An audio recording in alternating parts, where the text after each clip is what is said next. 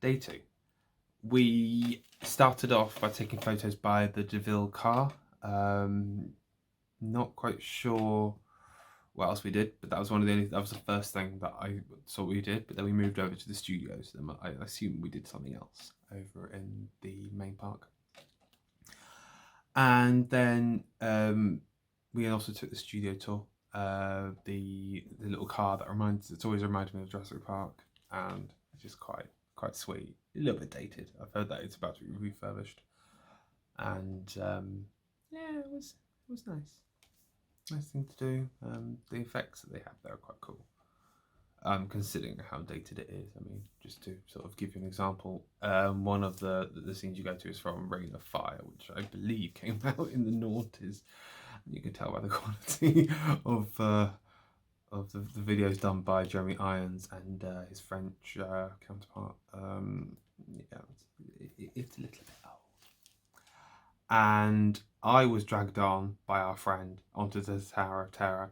Now I was terrified, really, really nervous, and I think that's what made it seem so much worse than it actually is. Because I hadn't actually been on it until we went on the trip last weekend. We went on it twice, so I definitely bigged it up far too much in my head. Pans watched The Incredibles and also met Mary Poppins whilst waiting for us because he was not having it, especially with him being quite poorly the night before. We also went back to the main park, and then we went to the Christmas shop, which is really nice to visit. So it's opposite the walkway where it leads you up into the Cinderella wall. Not Cinderella, Sleeping Beauty sort of walkway. It's really nice. I quite like that. And we also watched the Princess Waltz, which is the Starlit Waltz. Very, very nice. You can see it on YouTube if you don't get to go at the right time. Anyway.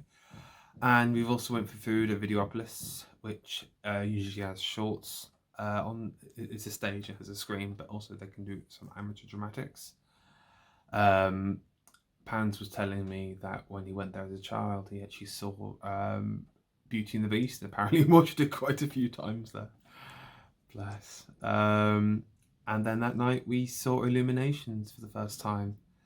Now, I think from memory I was overcome with emotion just how beautiful it is, and I've been told that I big it up a lot, but I do adore Illuminations. It is so wonderful to watch. It's so beautiful.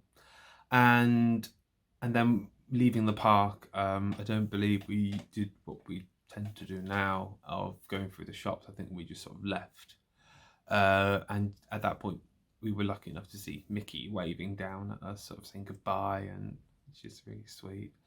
I think at this point, this was the last time we were leaving the park as well, because we only had, as I said in the last video, 2 days tickets in the park, and so yeah, we were a little bit like, oh, sad. It'd been, they're long days you do at Disney. Thankfully we didn't do I say thankfully, we didn't actually do the magic hours at that point because we were staying at the Kyriad, which is off-site, and you don't get the magic hours unless you are a pass holder. But then when you add that, add those hours in, if you make it, it's a very long day, especially in the heat of summer.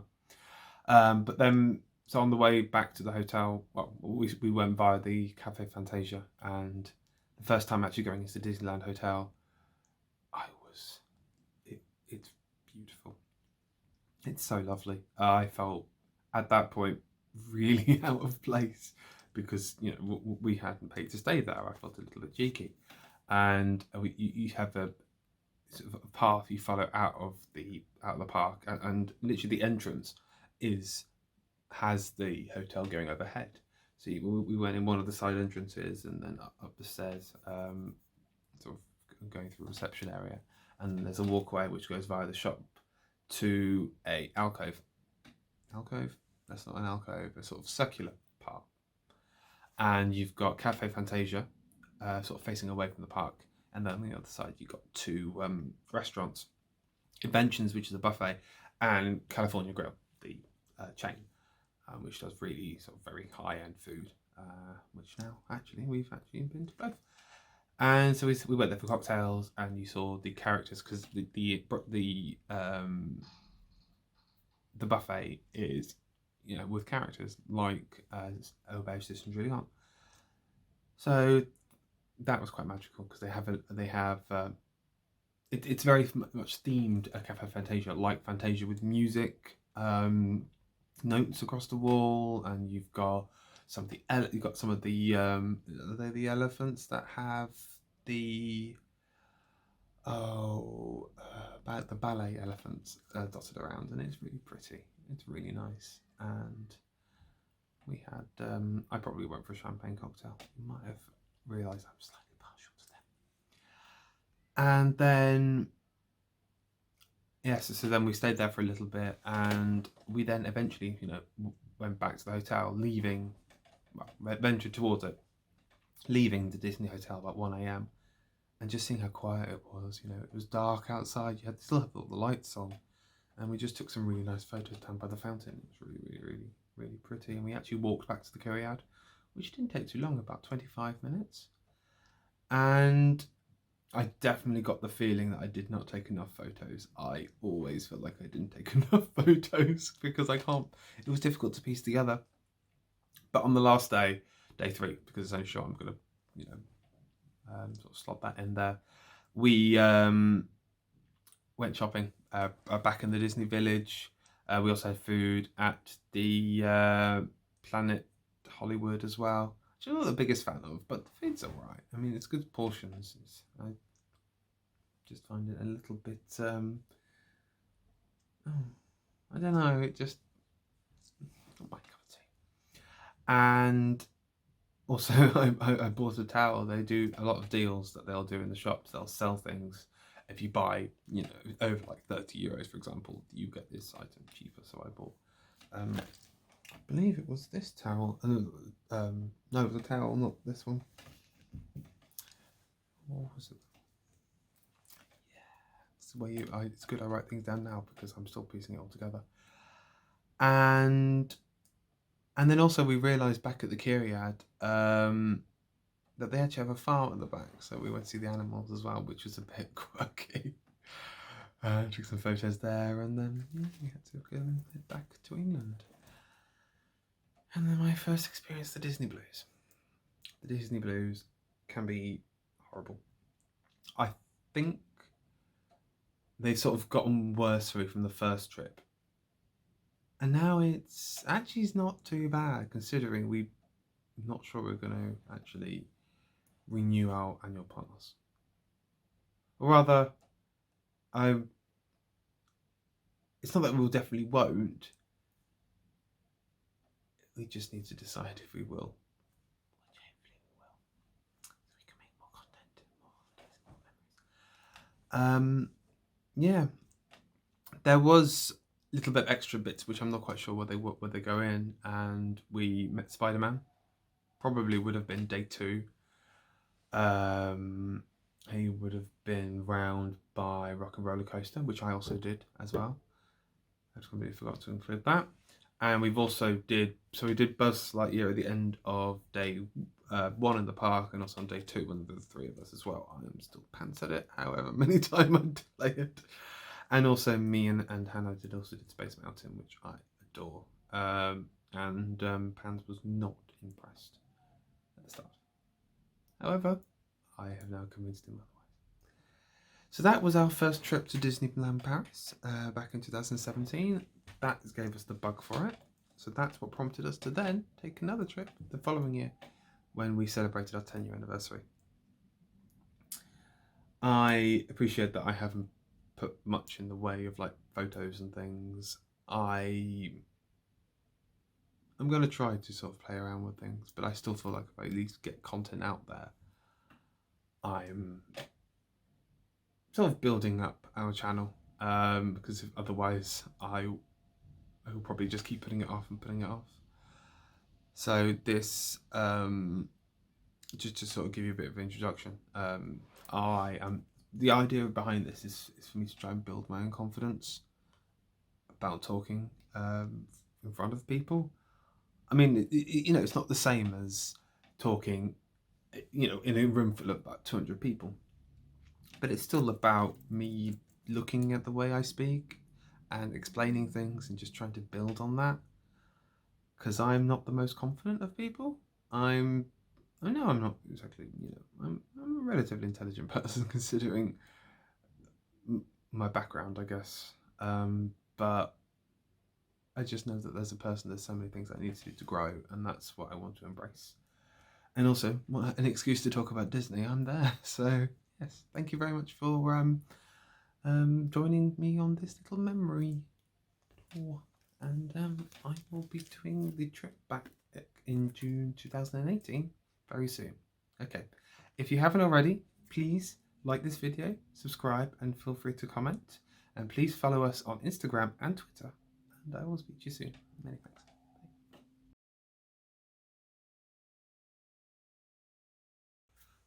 Hi everyone. As you can see, some time has passed now since I originally recorded the June 2017 videos. I'm now blonde.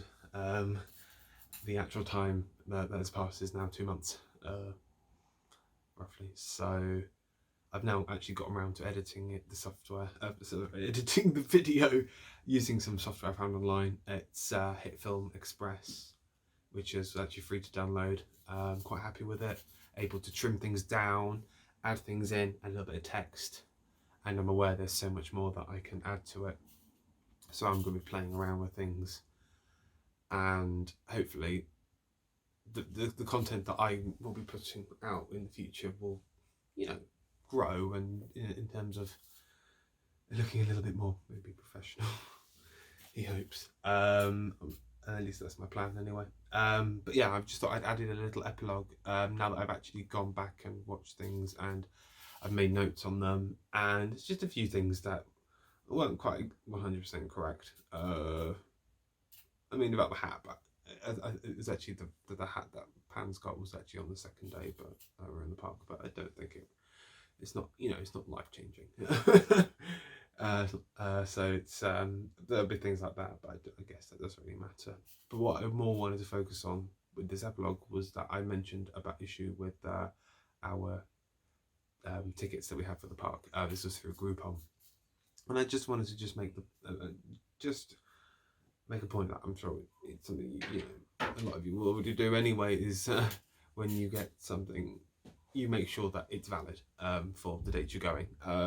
Always being comfortable with everything that's been given within the package, because the tickets we had were only available to be used during the week, and we came on the Friday, and then on the Saturday it was when we went into the park for our friend's birthday, and the tickets weren't valid. So we called the travel company, and they weren't very helpful. They just said, "Oh, go talk to the desk," and you know they couldn't really give us like a concrete answer.